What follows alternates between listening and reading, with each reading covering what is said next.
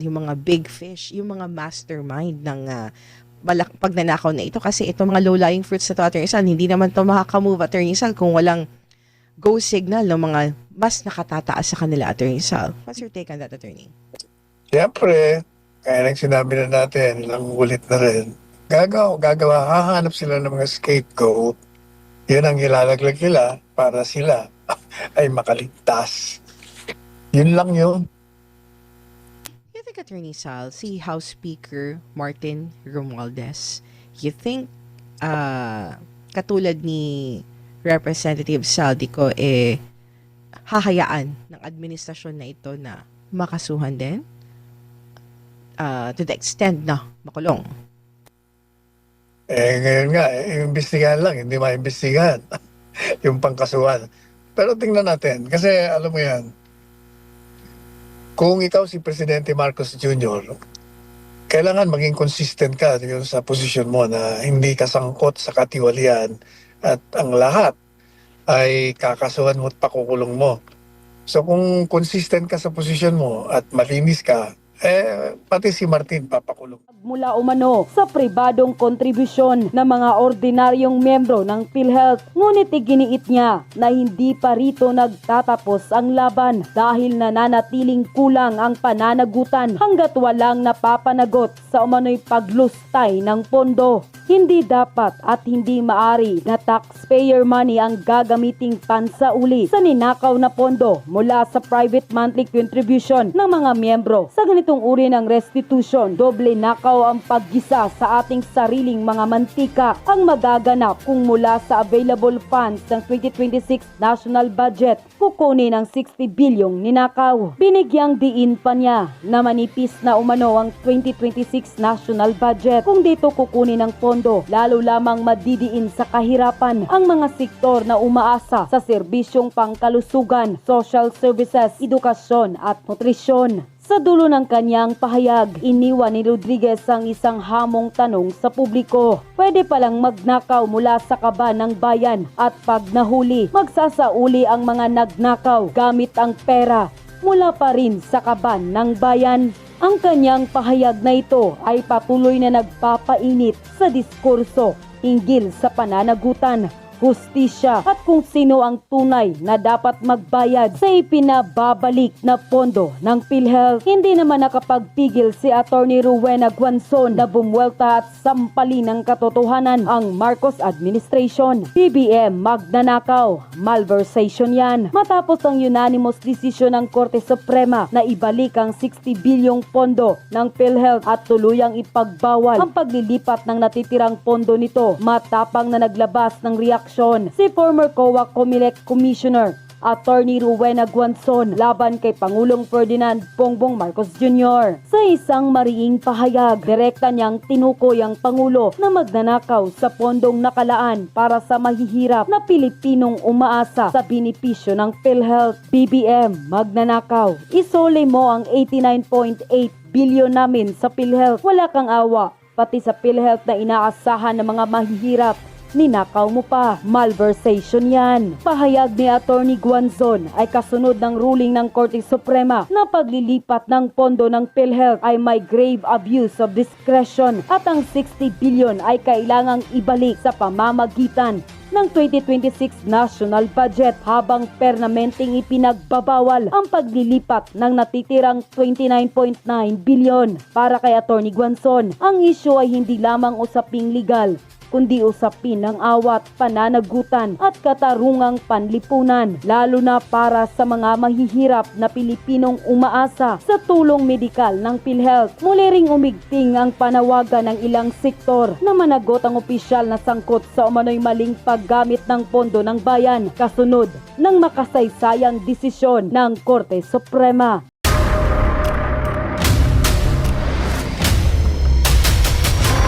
Bago tayo mag-umpisa, baka pwede nyong i-like ang video na to. Malaking bagay ang like sa aming mga content creators. Maraming salamat po.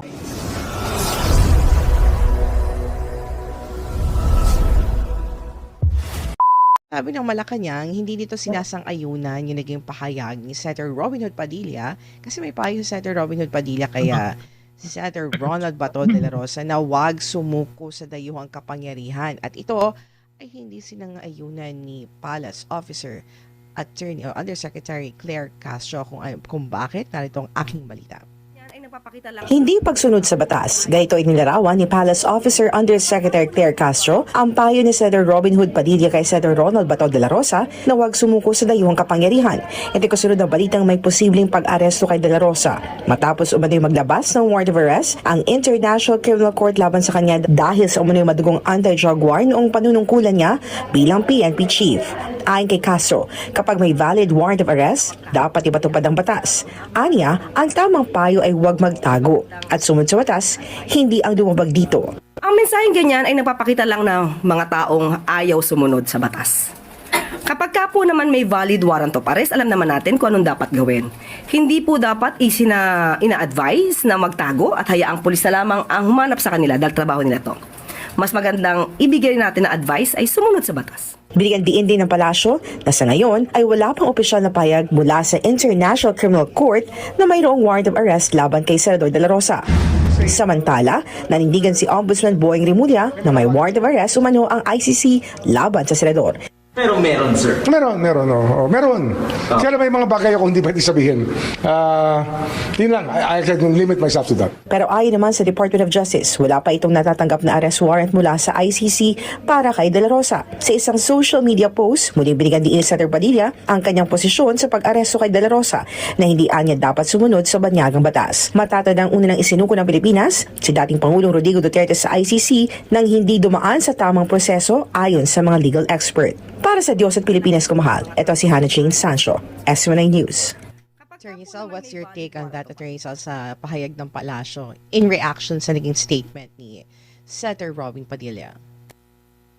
Sabi ni Palingkera Clara, nagpapakita lang daw ito na sumusunod sa batas si Senator Bato. Ako naman, yung reaction nila, ang Malacanang at ng kanyang tagsasalita ngayon, nagpapakita lang na na talagang aarestuin nila kahit nalabag sa batas. Kaya gusto nilang lumabas para magawa uli nila yung ginawa nilang kay Pangulong Duterte. Hindi ko maintindihan talaga itong mga tao. Masyado nang lantaran yung ginawa nilang paglabag sa ligang batas, paglabag sa batas ng extradition, paglabag sa Rome Statute. Dahil nakalagay, ang isang mamamayan na arestuin mo, kinakailangan magkaroon ng isang mandamiento de aresto. Hindi galing sa isang hukuman sa labas ng Pilipinas, kung dito sa ating bansa. Kailangan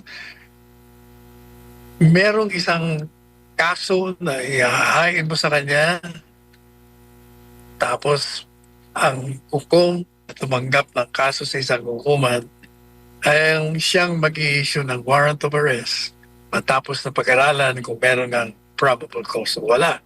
Napakaliwanag yan, pero hindi nila ginawa kay Presidente Duterte yan. Ngayon, nagbabanta na naman silang gawin. At ito'y sa harap ng mga bagong regulasyon na nanggaling sa Korte Suprema na kinakailangan kung gusto mong isuko ang isang mamamayang Pilipino sa isang dayuhang bansa o isang dayuhang institusyon, kailangan mag-apply ka muna sa isang lokal na hukuman tungkol dito at kailangan pag-usapan muna kung valid nga yung kanilang warrant of arrest. Pero hindi talaga nila sinusunod Talagang hindi lamang korupsyon ang talamak dito sa atin Talamak ang paglabag sa saligang batas. Yan ang maliwanag dyan.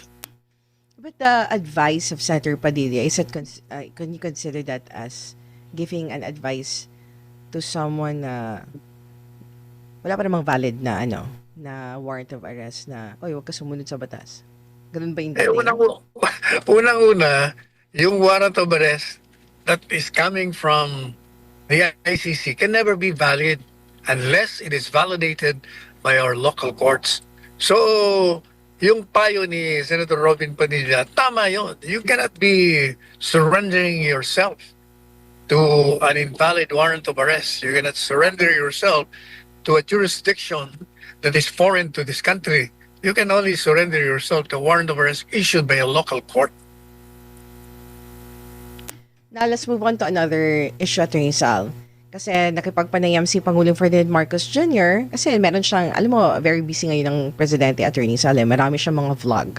And then sa mga vlog niya, it's either reporters ang nag-interview or siya mismo, no, ang nagbibigay ng mga statements. And that's on a daily basis. Yan yung napapansin natin ever since na nagkaroon ng, although may regular vlog naman talaga siya, pero mas marami ngayon.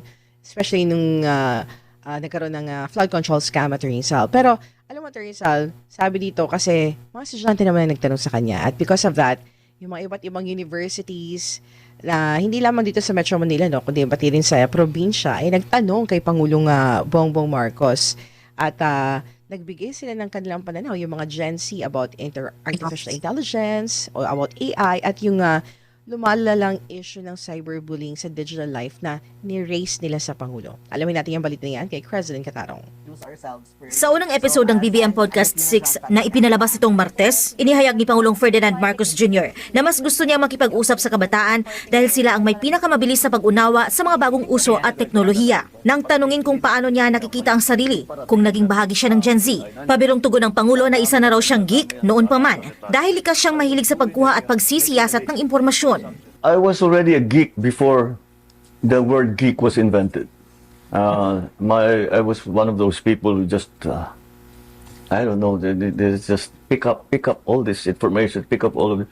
I would be so happy because the level of information that's available to everyone now. Nang mabanggit ang usapin ng AI at paggamit ng ChatGPT, kinilala ng Pangulo ang mga pangamba ng kabataan hinggil sa seguridad ng trabaho, kalidad ng edukasyon at etikal na paggamit ng teknolohiya.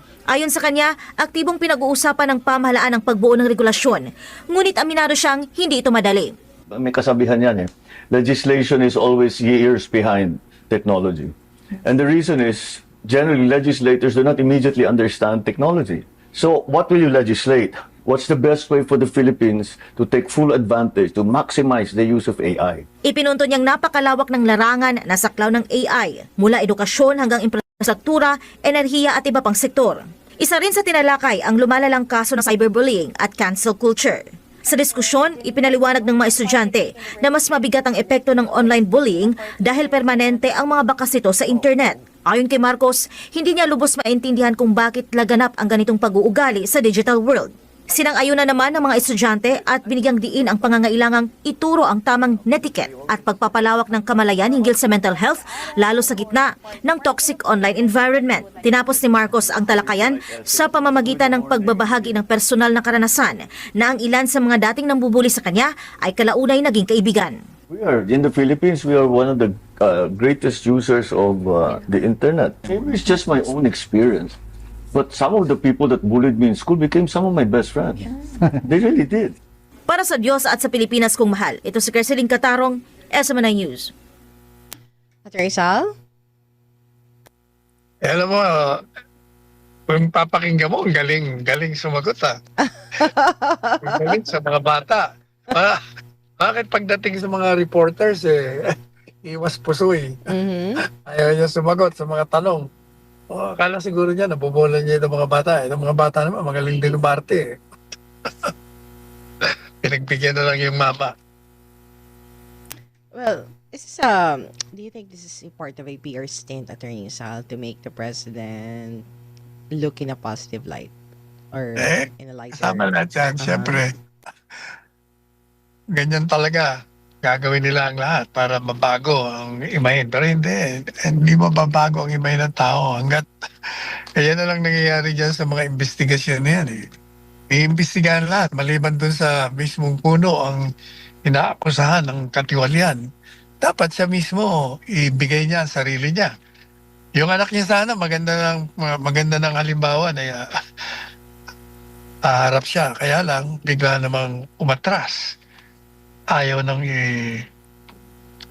i-live streaming yung kanyang salaysay. Pagkatapos, nagbago ng isip, payag na raw siyang ilabas ang record. Sabi nga natin, unang-una, pag yan ay ni-record mo, pwede mong i-edit yan. So useless din yan. But I understand from what I read this morning, mukhang ayaw na naman niyang ilabas yung recorded testimony niya. Wala. Kaya tuloy ang mga, Laban bawi, ganon? bawi. Laban o bawi? Lastiko. Kaya tuloy ang komentaryo ng iba. Sabi niya, like father, like son. You know, your comment, Attorney Sal, is so similar with Palace Officer Undersecretary Claire Castro. Kasi tinanong ang Palace, in a Palace briefing, tinanong si Attorney Castro kung ano yung nalaman ba ng Pangulo, yung pagpunta ni Congressman Sandro Andrew Marcos doon sa ICC, and then what was the reaction of the President. Sabi niya, alam ng Presidente, ganyan-ganyan. But what can he say? Siyempre, proud siya sa anak niya. Kasi, it tells a lot kung paano daw siya pinalaki ng mga magulang niya. Nung pinatawag ng ICC, pumunta ng ICC. Di tulad ng iba dyan. Nung pinatawag ng ICC, hindi pumunta. Before that question is, she was also asked on the reaction, bakit hindi pumunta si Kong Pulong. Yun yung, parang parinig siya, Attorney Sal, na in connection sa pagpapalaki, kaya hindi ka umaattend sa mga ganyang klaseng hearing. Babalaki niya ngayon, bumaliktad na. Paano ngayon yan? Samantala, Attorney Sal, nihayag ni Pangulong Ferdinand Marcos Jr. na kanselado na ang pasaporte ni dating Bicol Party's Representative Saldico. Narito ang aking balita. Kanselado na ang pasaporte ni dating Bicol Representative Saldico. Ito ang inihayag ni Pangulong Ferdinand Marcos Jr. sa isang video message. Ayon sa Pangulo, ang pagkakakansela sa pasaporte ni Ko ay bahagi ng hakbang upang bigyan daan ang nagpapatuloy na investigasyon kaugnay sa malawakang korupsyon sa flood control project sa bansa. May babalita ko po sa inyo na ang passport po ni Saldico ay kanselado na. Kaya in-instructionan ko na ang Department of Foreign Affairs, pati ang PNP, na makipag-ugnayan sa ating mga embassy sa iba't ibang bansa para tiyakin na hindi maaring magtago itong ating hinahabol na magtago doon sa kanilang bansa. At kung sakali man ay siya'y pupunta ron, ay i-report sa atin para naman ay maibalik natin siya dito sa Pilipinas. Dagdag ni Marcos, iniutos na niya sa Department of Foreign Affairs at Philippine National Police na makipag-ugnayan sa mga embahada sa iba't ibang bansa upang matiyak na hindi makatakas si Ko. Inatasan din ng mga embahada na agad na i-report sa Pilipinas kung sakaling magtago si Ko sa kanilang bansa upang masiguro ang kanyang agarang pagbabalik sa bansa. Isa si Ko sa mga sinampahan ng kaso kaugnay sa flood control scam. Una nang inihag ni Interior Secretary John Vic Rimulya na posibleng nasa Portugal si Ko. Samantalang naniniwala si Pangulong Marcos na mahusing hakbang ng kanyang administrasyon sa pagtugon sa isyu ng korupsyon at ipinagmamalaki ang pagsuko ni Sara Diskaya, isa sa mga pangunahing tauhan sa flood control scam. Pero sa mata ng maraming Pilipino, hindi tama ang pag-aresto at pag-turnover kay dating Pangulong Rodrigo Duterte sa International Criminal Court base sa Pulse Asia Survey nitong May 2025 kung saan mahigit sa kalahati ang nagpahayag ng kanilang hindi pagsang-ayon. Para sa Diyos at Pilipinas kumahal, ito si Hannah Jane Sancho, SM9 News. And in addition to that report, Attorney Sal, nagbigay ng pahayag ang legal counsel ni former Representative Ko. Sabi ni Attorney Rui Rondain, I quote, "I have no such information.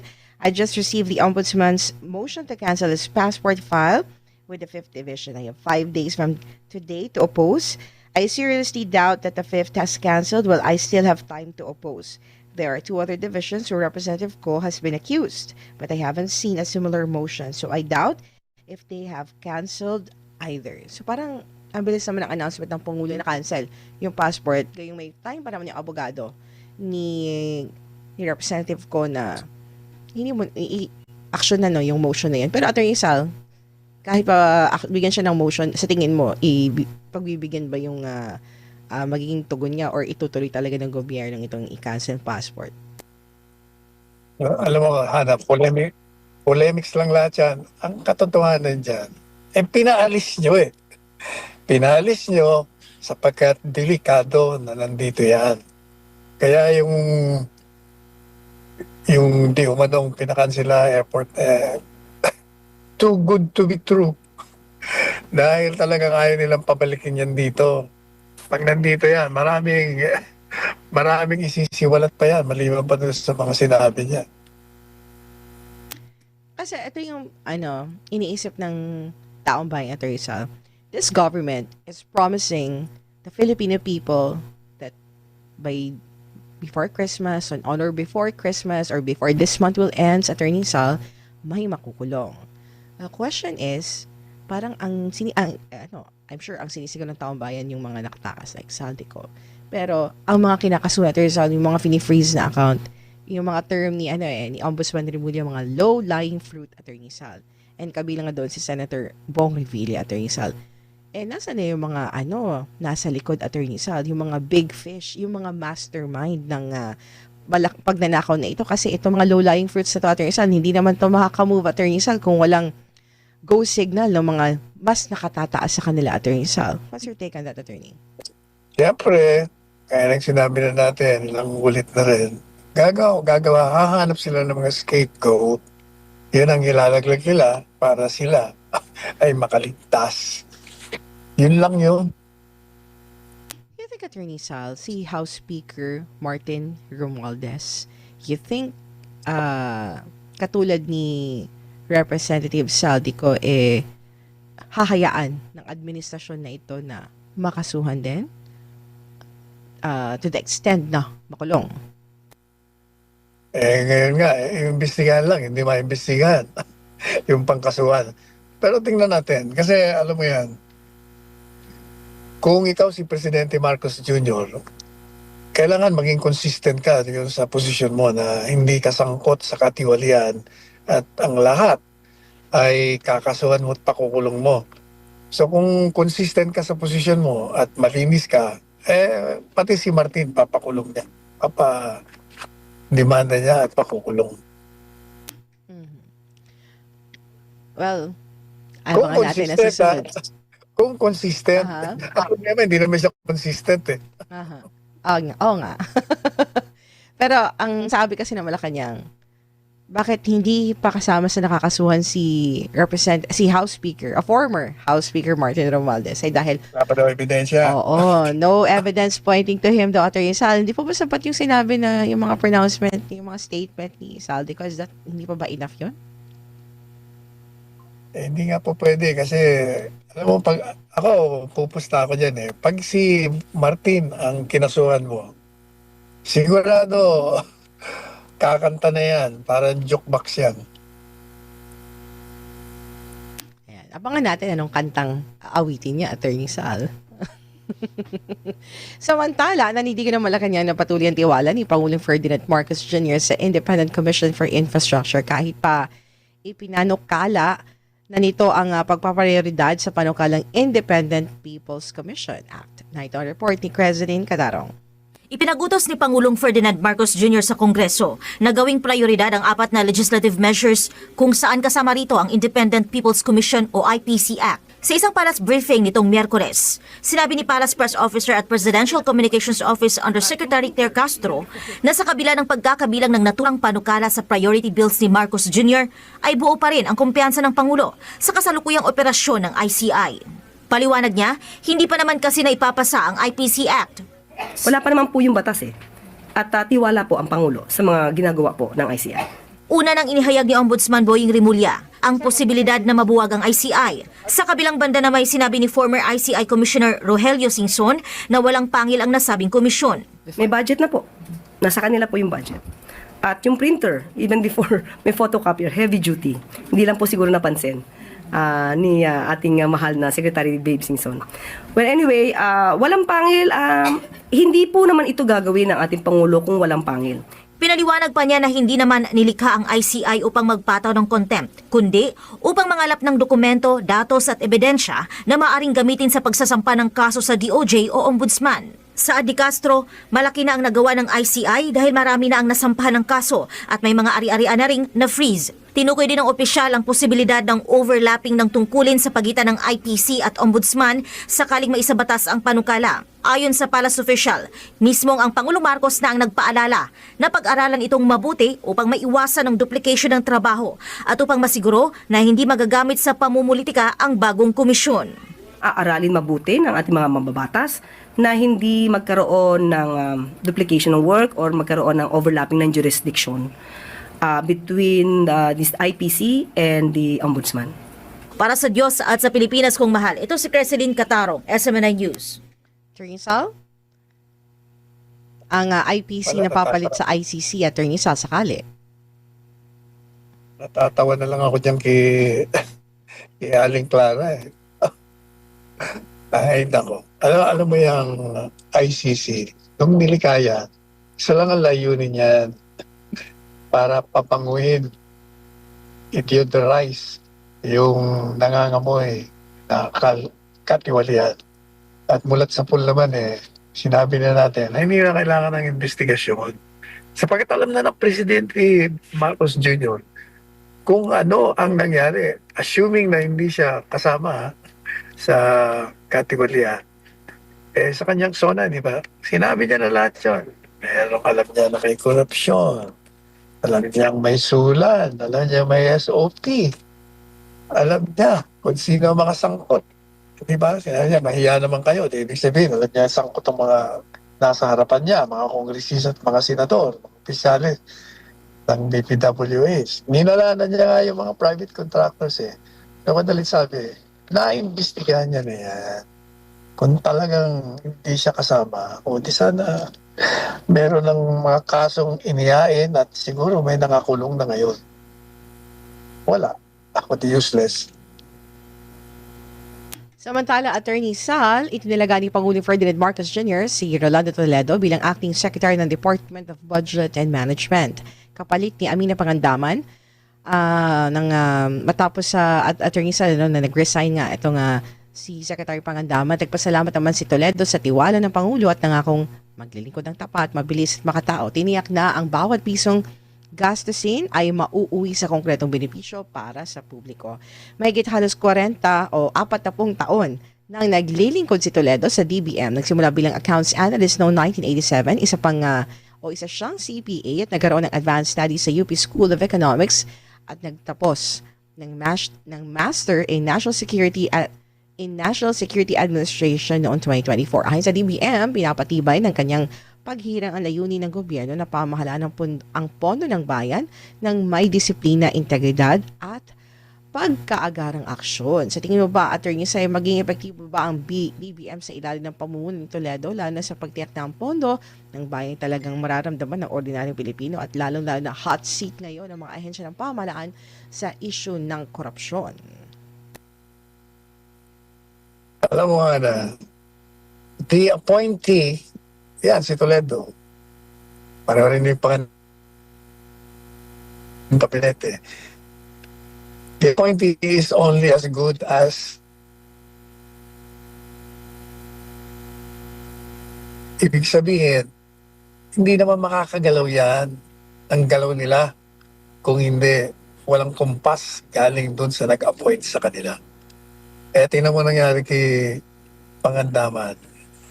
Hindi mo malaman kung nag-resign nga ito on her own volition dahil nahihiya na siya sa mga ginawa ng mga kasamahan niya at ang kanyang principal o tinanggal siya at para maging panakipbutas. Kaya nakakaawa ito kung matino alam natin matino yan si Pangandaman pero bakit nagkaganyan? Kaya wala rin mangyayari yan. Kahit sinigay mo dyan. Pag yung nag-appoint sa'yo, iba ang agenda, wala. Susunod ka. Kung hindi, magre-resign ka. Ama naming Diyos na makapangyarihan sa lahat, salamat po sa iyong pagmamahal na hindi nagmamaliw. Sa gitna ng kaguluhan sa aming bansa, turuan niyo po kaming magtiwala sa iyong hustisya at hindi sa hustisya ng tao. Linisin niyo po ang aming mga puso at ituro niyo po ang tamang daan ng katotohanan at pag-ibig. Tulungan niyo po kaming maging ilaw sa gitna ng dilim at ipakita sa mundo na may pag-asa pa sa pangalan ng aming Panginoon Jesus. Salamat po sa pag-ibig po ninyo at salamat sa pagdinig ng aming mga panalangin at iligtas niyo po kami. Sa pangalawa po ninyong pagparito at patawarin po kami sa lahat ng aming mga pagkukulang at pagkakasala sapagkat ito po ang aming samutiling sa matamis na pangalan ng aming Panginoong Hesus. Amen. Sa lumang silid, mag-isa kang tahimik. Walang kamera, palakpak ay wala na. Ngunit sa bawat pader ng bayang iniwan mo, may pangalan mong di na mabubura.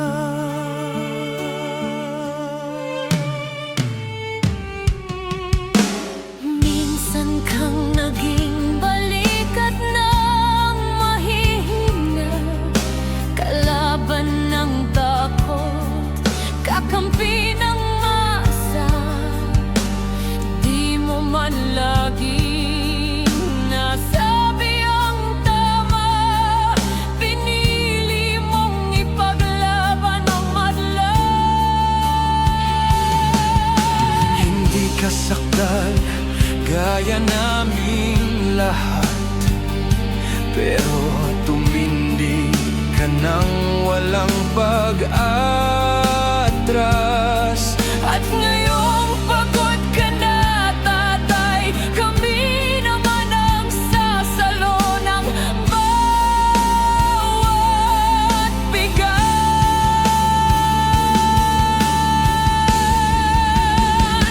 Hanggang sa dulo, ikaw ay mahal.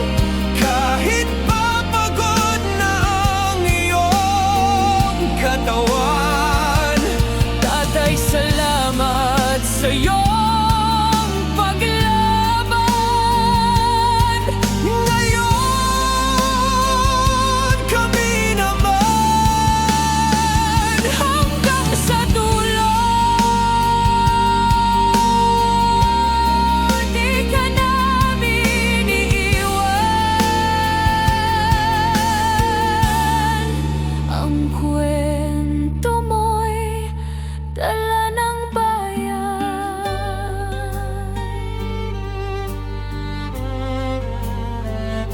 Tahimik ka na sa mga batikos, wala nang tugon, wala nang galit, pero sa mata ng mga maralita, naroon pa rin ang tapat mong alaala.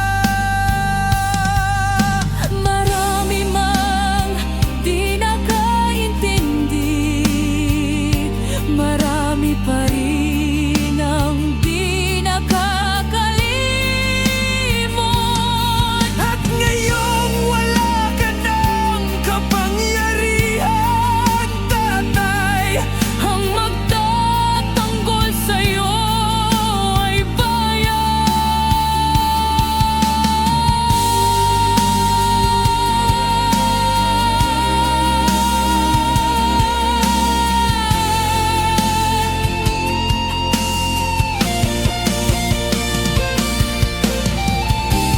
hindi ka nag-iisa kahit ngayon.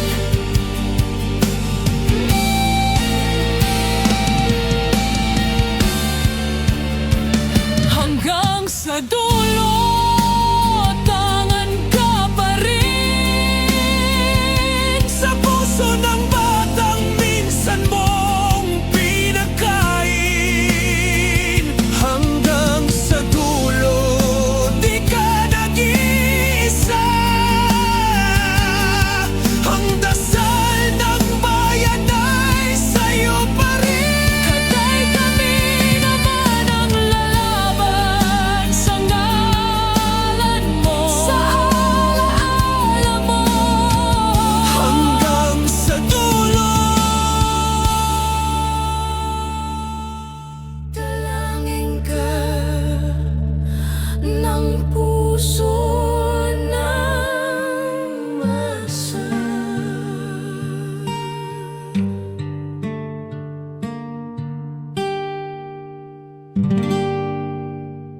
At yun na nga mga kababayan, ano na ang masasabi mo? Kung mayroon kayong hinaingat komento patungkol sa balitang ito, please comment down below. Pag-uusapan natin yan sa comment section. At kung nagustuhan nyo ang video, ay huwag kalimutang mag-like at i-share na din para mas marami pang makaalam at umabot ito sa marami sa ating mga kababayan. Maraming salamat po. Mabuti pa ang sardinas, may label. Eh tayo, wala. Oo nga pala. Nay, ito na yung bayad ko sa isa, ano? O, kunin mo yung isa. Isa muna, iyan, no? Tapos, isa pa, di ba? 4 dapat na sardinas, eh. O, yan. 3 na. Pang-4 na sardinas. O, okay na.